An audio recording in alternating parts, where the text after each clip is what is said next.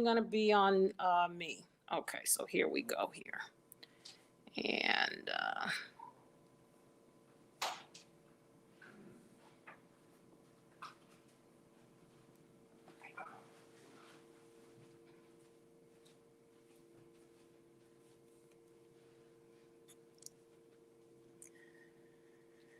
well, good afternoon, everyone, and thank you again for being with me here today. I'm Haneefah Khaaliq, and in addition to being with you here in person, I'm also live streaming right now from Facebook, Twitter, Periscope, and also YouTube. For those of you who are present, don't worry, the camera's only facing me. And so here we go. I am running for the office of United States Senate here in Indiana in 2022.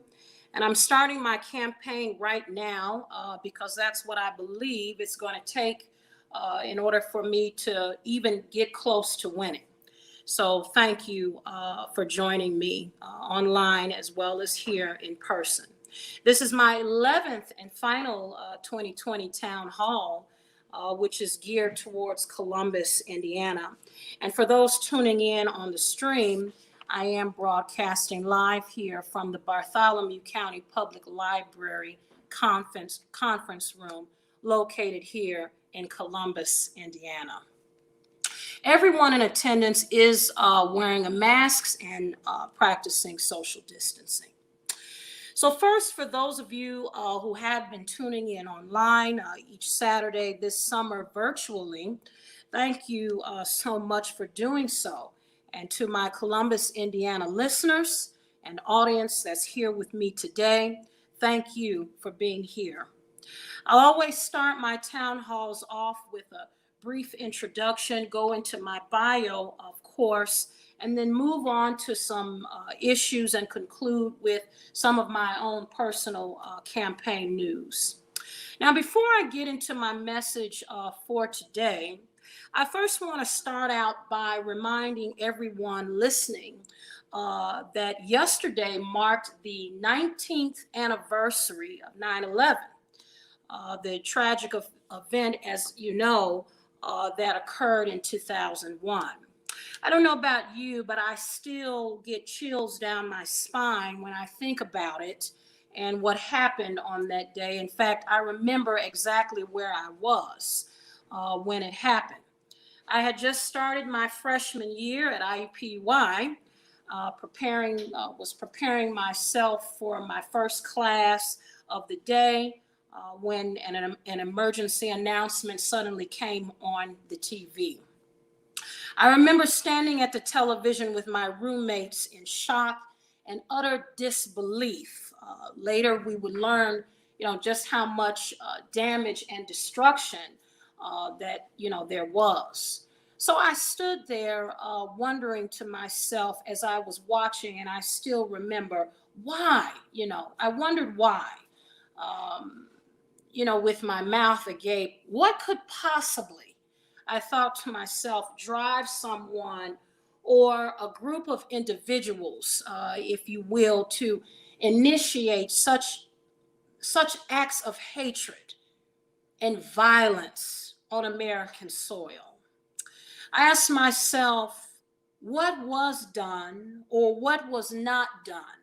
Or was there any possible way all of this could have somehow been prevented? I know it's too late to ask, but each year I can't help wonder why. Nevertheless, we pay our respects each year to the nearly 3,000 individuals who lost their lives, and also to our first responders. I was also fortunate yesterday morning to listen to the news as the victims' names were read aloud. And these names, they communicate a wealth, if you will, of social information about the victims themselves. I heard names that echoed all different races, cultures, backgrounds, even perhaps religions. And that means something special about the makeup of this country and the surviving families. I think the remembrance of 9/11 came at just the right time, Hoosiers, right in the middle of a pandemic, to solemnly remind us of how we overcame that situation. 9/11, I remember the state of the country. We were broken, but we pulled ourselves together and created ways and means for our healing to take place with each new day. We became wiser, we became stronger, and we became more aware. Now, call me optimistic, but this pandemic, this social unrest, this chaos that's happening, even in our government right now, I believe we will also heal from it. We will get back on track and we will be stronger than ever before, because that's what Americans do. We may fall, but when we rise higher than our troubles ever were. For those of you who may be tuning in online, I'm Haneefah Khaaliq, running for U.S. Senate right here in Indiana in 22, and I'm hosting an in-person town hall right here at the Bartholomew County Public Library in Columbus, Indiana. And thank you, as well as those who are present. Thank you so much for being with me today.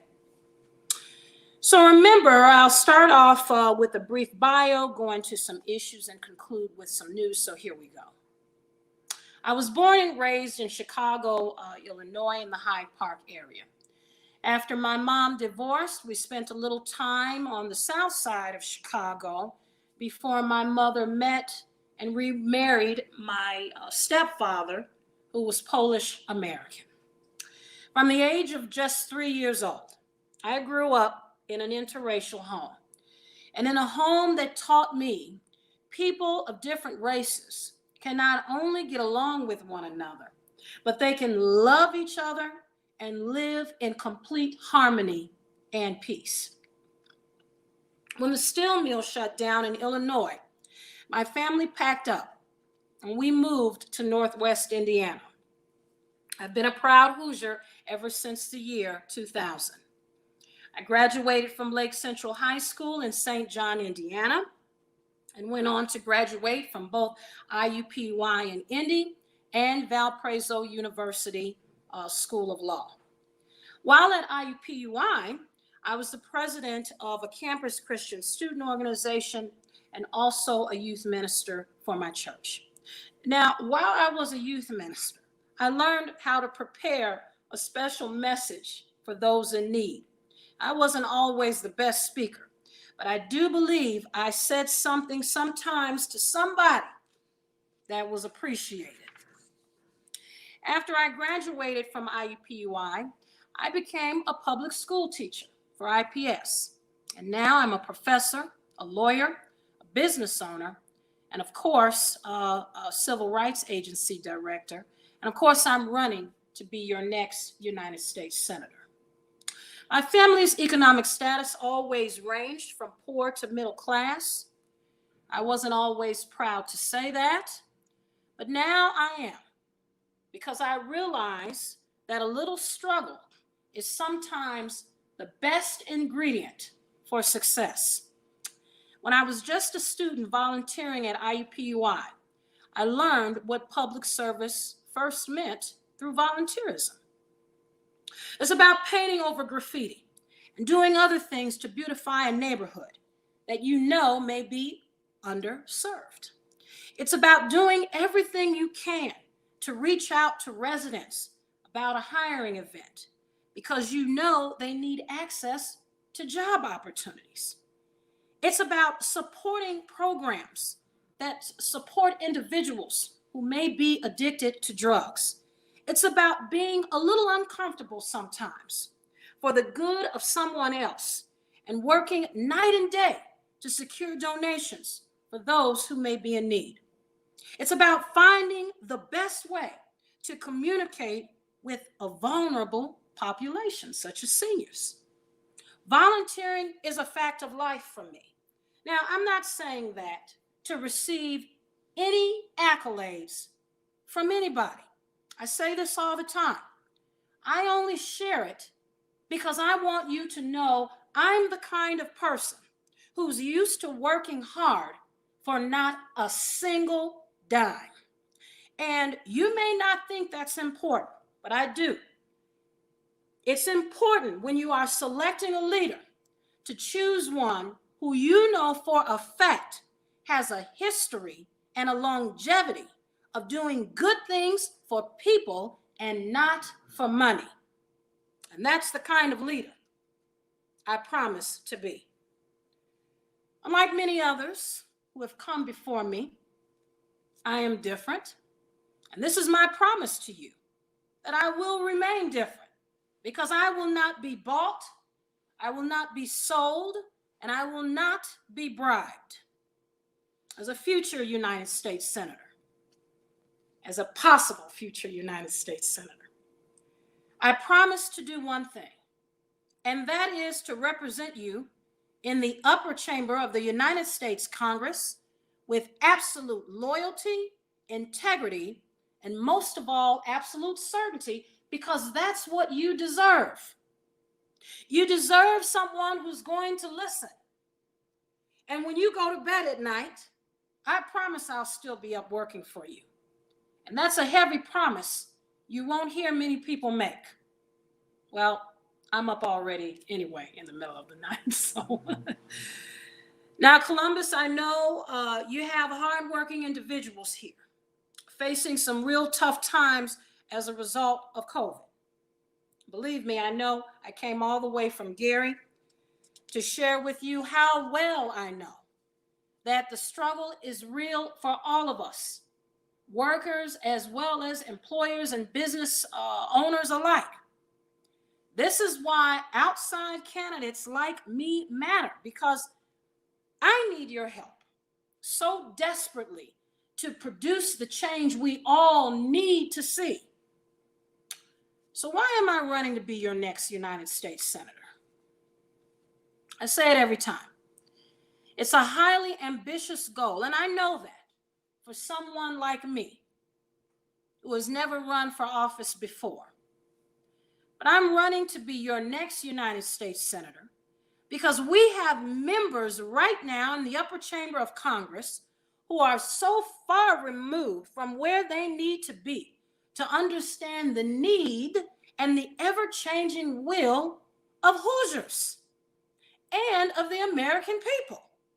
Now, our founding fathers and mothers intended for the average working American like you and I to assume congressional roles for a reason.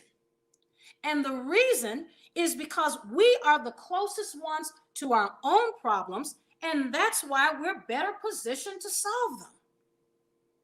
We have congressional members right now, folks, who took a recess in a pandemic.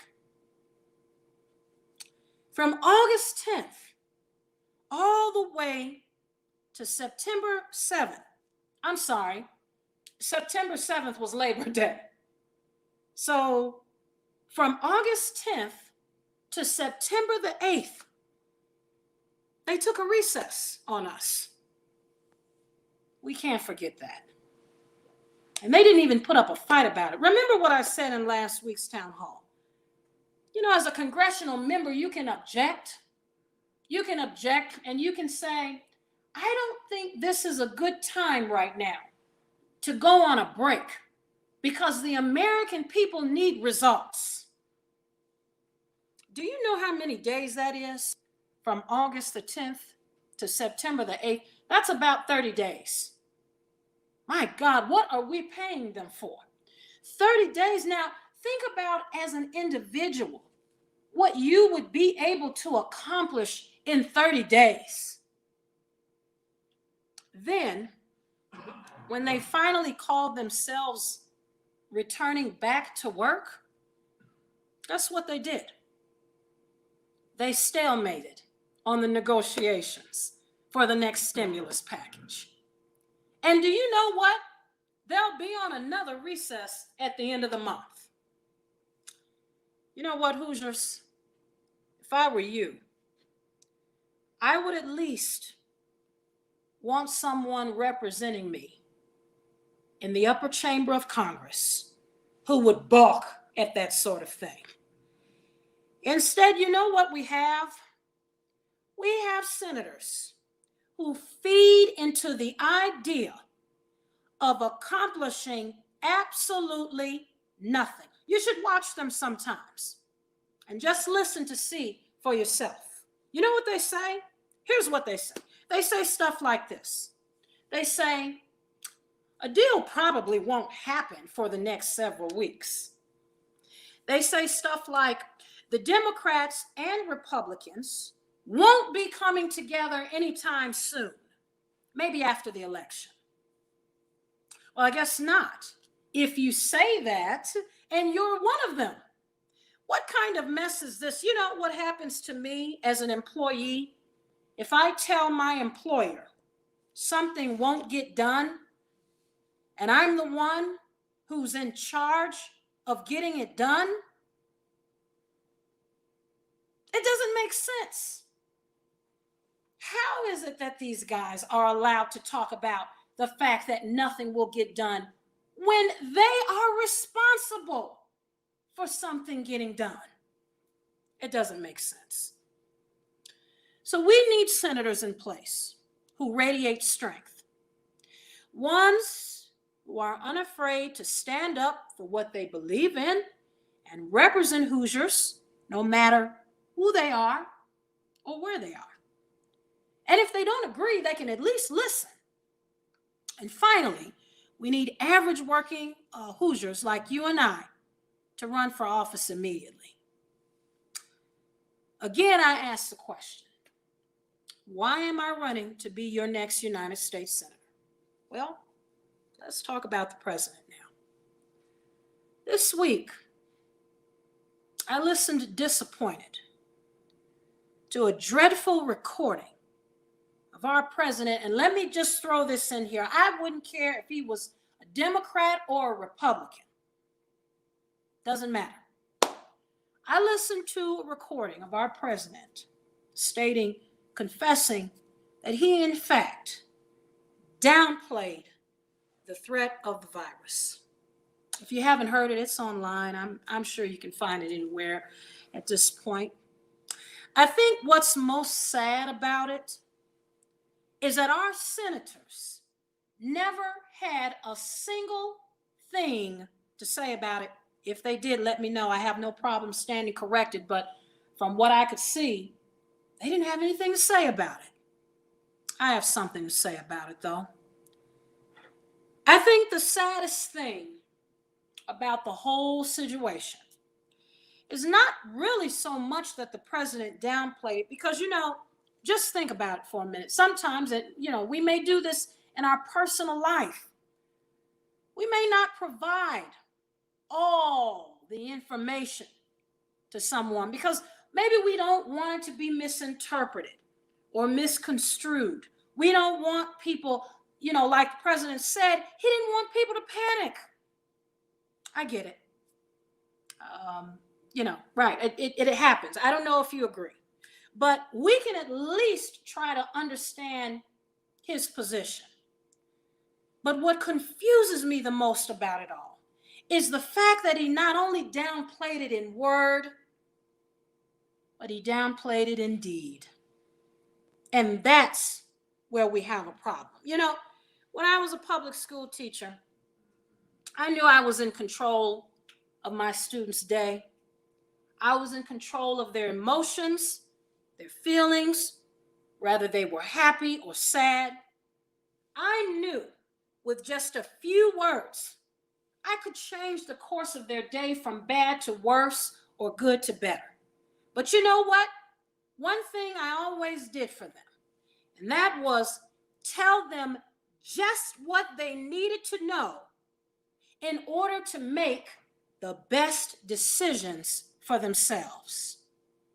And if I know that, having been a public school teacher, how much more the president of the United States. That's all we ask for, Mr. President, as Americans, is to be put in a position to make the best decisions for ourselves. Don't tell us everything is okay, and it's not.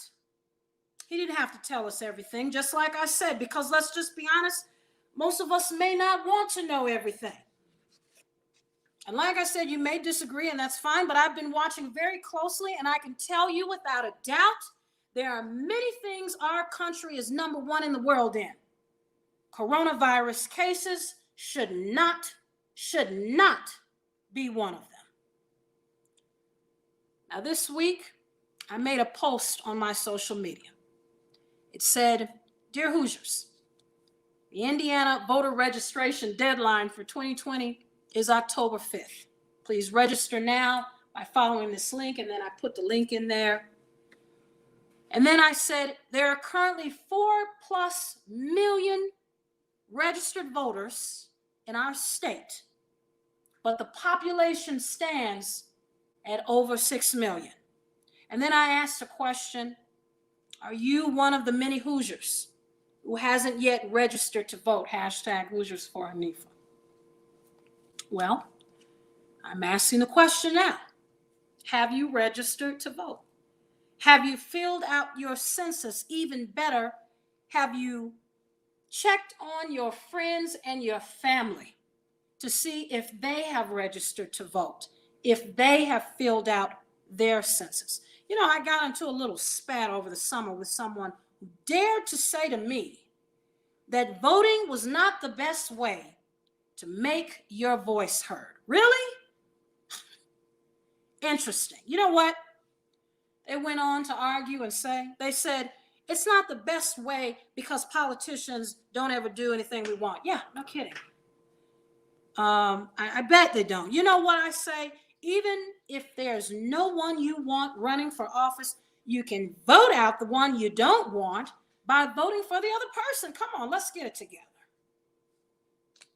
For those of you just who may just be tuning in, once again, I'm Haneefah Khaaliq. I'm running for U.S. Senate in Indiana in 22, and I'm holding an in-person town hall right here in Columbus, Indiana, at the Bartholomew County Public Library. And thank you so much for being with me today online, as well as those who are here, individual who's here present here. Now, 2022 is right around the corner.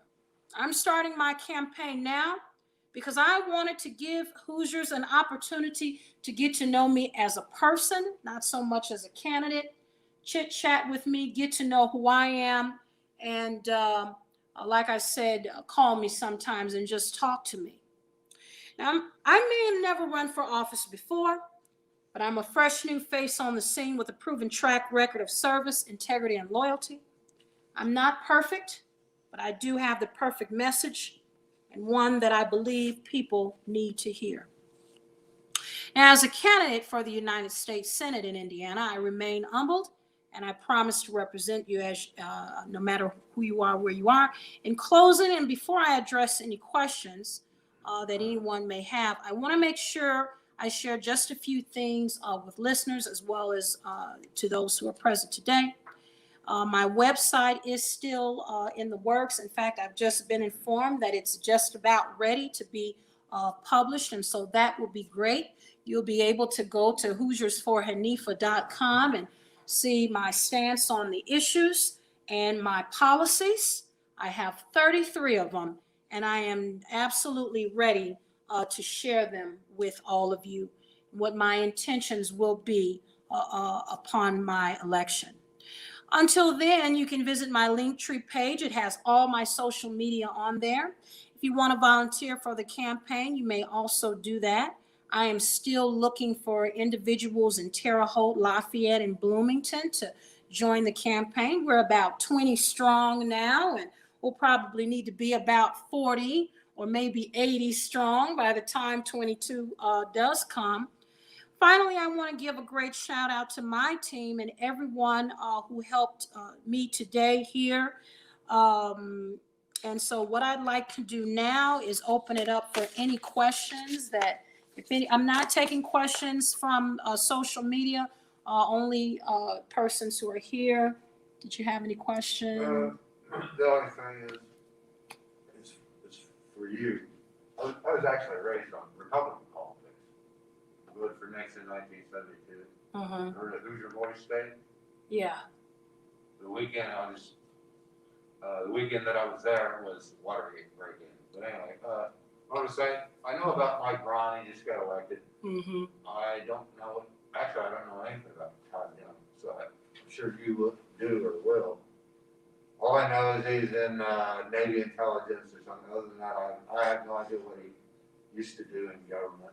Yeah. So, the individual who the question is regarding who would be my opponent, and so I'm going to now answer that and also give a little bit of his history as well. So, the individual that I will be running against, his name is Todd Young. He is the incumbent senator here and the senior senator for Indiana. And prior to being elected to the United States Senate, he was in the House of Representatives for Indiana, and also I believe he is from Lancaster, Pennsylvania. And so from there, you are correct. He went into the Marines. He is a retired veteran from the Marine Corps.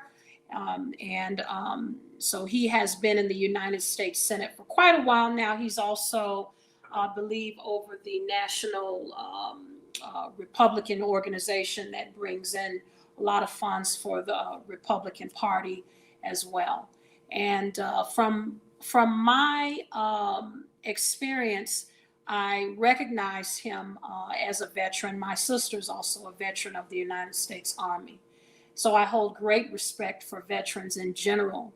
But I believe that the way that Mr. Young has conducted himself as a United States senator is quite disappointing, because I know for a fact that individuals who are military are taught ways to stand up for what they believe in and fight for people and, whatever. So you'd think that he would have that type of spirit and energy.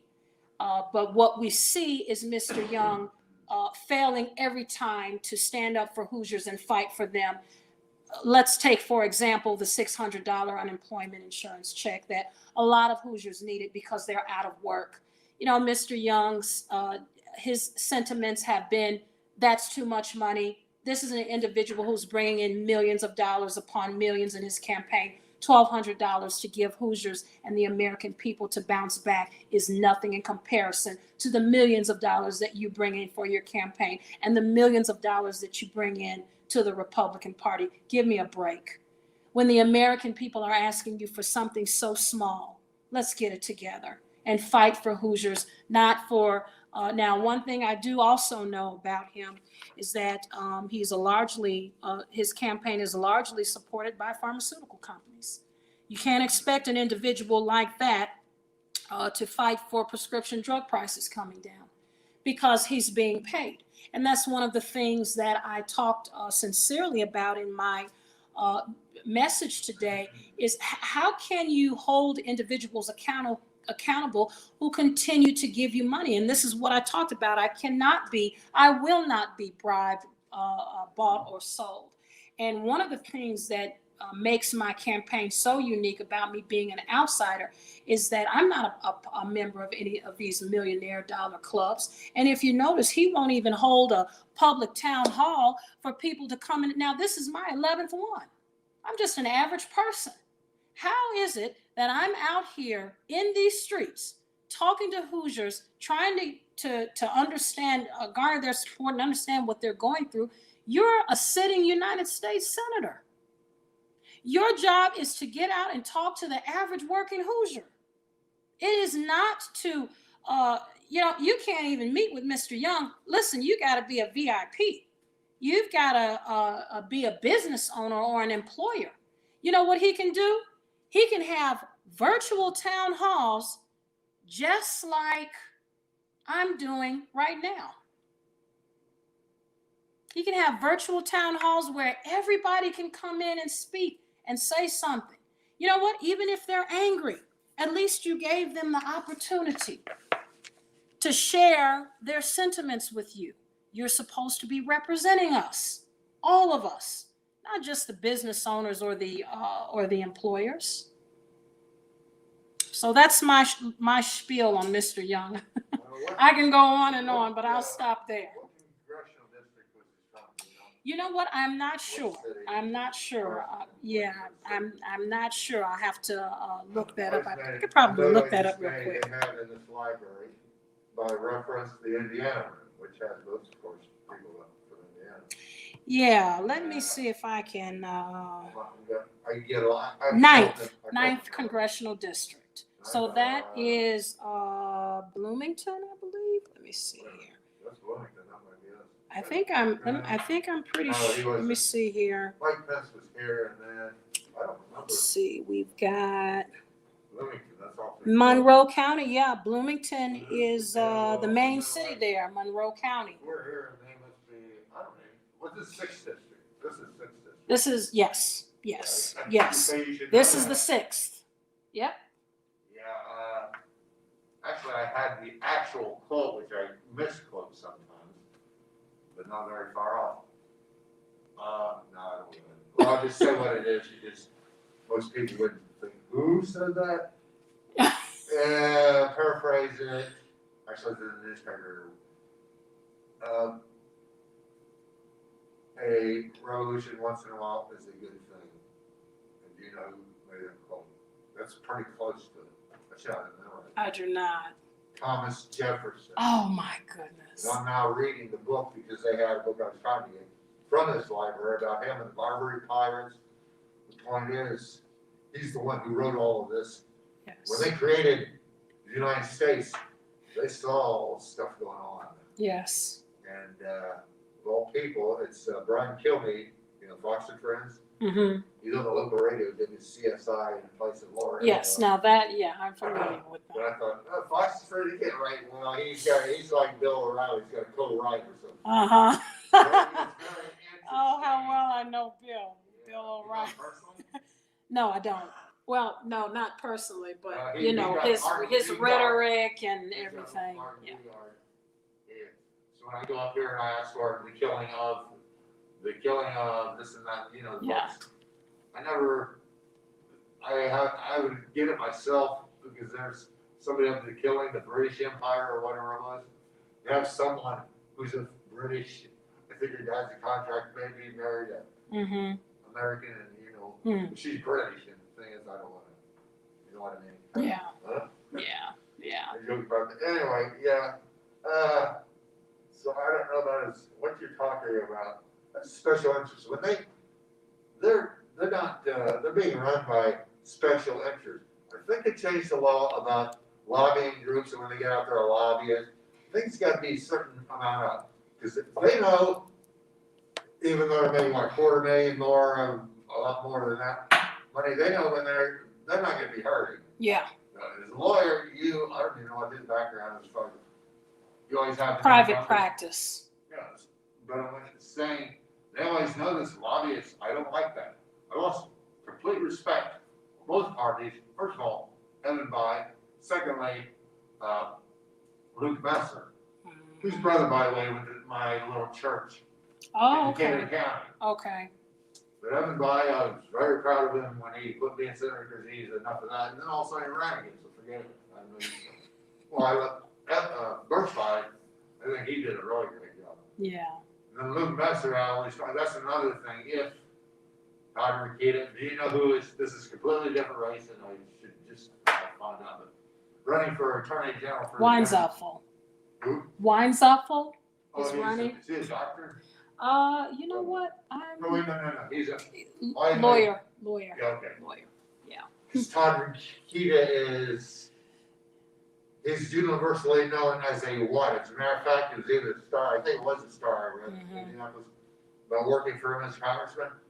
You know he should put on his resume, top line, the biggest, you know what, a-hole. Oh no. Well, seriously, he's got to be. That's Yeah. I'm bipolar. We'll talk more after I Well, end anyway, in So, the cast here. Your 2 years out. Yeah. So you gotta. The thing is, if he's Mike Brown, that's why I kept thinking him because Yeah, that's gonna be controversial. 24. Yeah, that'll be 24. Yeah, they got some ammunition on him about suing police officers but that's a. Yeah.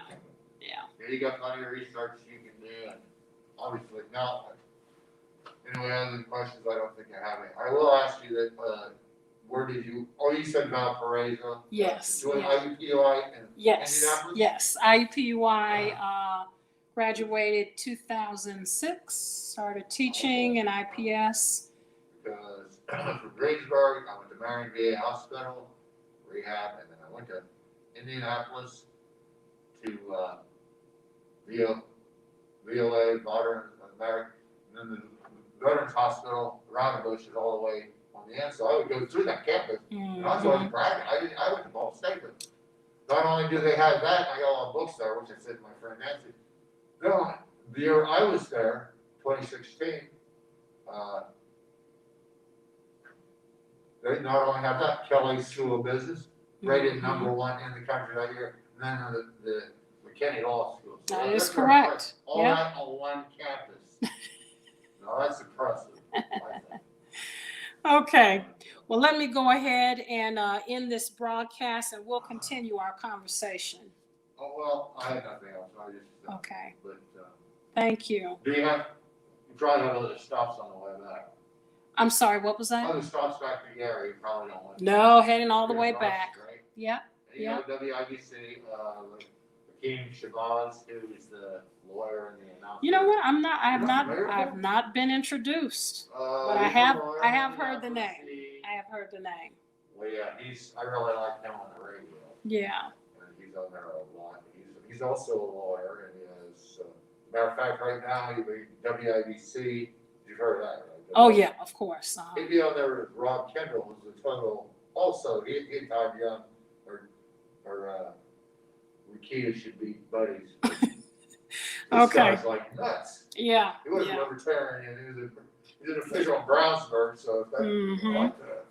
Yeah, okay, hold that thought. So one last time, for those of you who are tuning in, I'm Haneefah Khaaliq, running for U.S. Senate right here in Indiana in 22. And I've started my campaign now because that's what I need to do in order to win. I want to personally thank you for being with me, everybody, for tuning in here present with me here today, Bartholomew County Public Library in Columbus.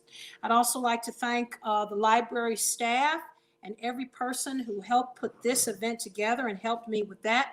And finally, a special thank you to everyone who tuned in virtually all summer long. God bless you. God bless Indiana. God bless America.